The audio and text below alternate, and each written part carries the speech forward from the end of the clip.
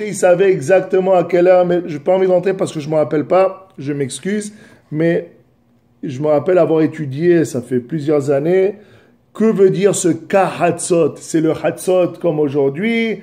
Est-ce que c'est approximatif? Car il y avait même David Amela qui était mentionné dans cette agada, dans cette maserhet, dans ce sujet. En fin de compte, mais c'est à minuit exactement l'Éternel lui-même, comme c'est écrit ici, Dieu dit, et je passerai sur la terre d'Égypte, moi-même, et non un ange, moi-même, et non un séraph, moi-même, et non un messager, moi-même, et nul autre à ma place. Parce que le problème, c'est quand un ange reçoit l'ordre d'exterminer, il ne peut distinguer le bien et le mal, il ne peut distinguer le tzaddik et le rachat. L'ange, il vient et il détruit tout. Hachem Yitbarach Shemola'ad devait venir, parce que le problème, c'est les Égyptiens, ils se mêlent avec les Juifs.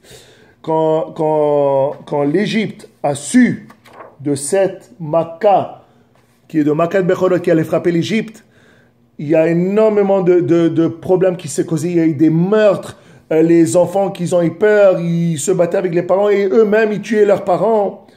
Alors le problème, c'est les parents égyptiens, ils amenaient les enfants égyptiens dans les maisons juives.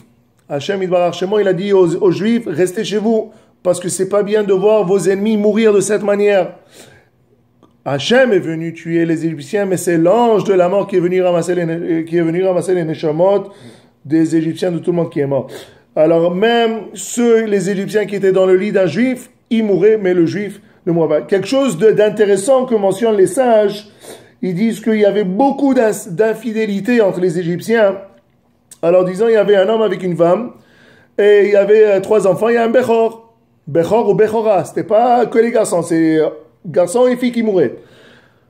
Et là, il voit que l'ange, pardon l'ange, il voit qu'Hachem il passe, mais aucun des enfants il meurt. Le problème, c'est cette femme, elle a eu un enfant avec un autre gars, que c'est lui vraiment le Bechor, et pas ses 3 enfants. Alors là, ça a causé encore une fois des histoires familiales, et ils s'entretuaient. À la fin de cette plaie, comme j'ai dit, ça a commencé à minuit, mais c'est juste le matin où l'ange de la mort est venu ramasser tous les déchets. Ça a duré toute la nuit. Et même Paro, il devait mourir, mais il a été sauvé.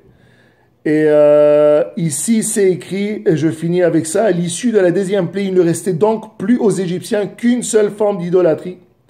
Alors non seulement les plaies étaient là pour punir les Égyptiens, pour faire mida keneged mida, pour leur faire comprendre, pour montrer au monde entier, do not mess with the Hebrew people.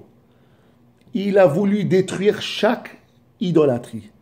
Il a laissé une, celle du Baal Tsephon. Baal Tsephon, Dieu l'a laissé.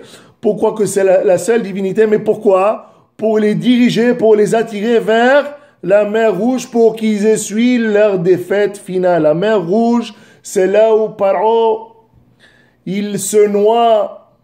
Et ça, je vais mentionner un membre de la synagogue du Chabad, Monsieur Bodbol, Monsieur Abraham Bodbol. À chaque fois que j'ai des questions, un tzaddik, il connaît énormément. Lui, il m'a dit, Paro, il était dans l'eau et il était en train de se noyer. Tous les Égyptiens, ça on va le raconter plus tard, mais je vous le raconte maintenant. Il est en train de se noyer, il n'arrivait pas parce que l'eau rentrait dans ses poumons. Et quand Hachem il écoutait que Paro il disait ça, Hachem il a levé Paro. Après qu'est-ce qu'il dit? Mikamocha. C'est plus chacha, c'est ka. Mikamocha nedar bakodesh. Et c'est comme ça que les 10 plaies se finissent. J'espère que vous avez aimé.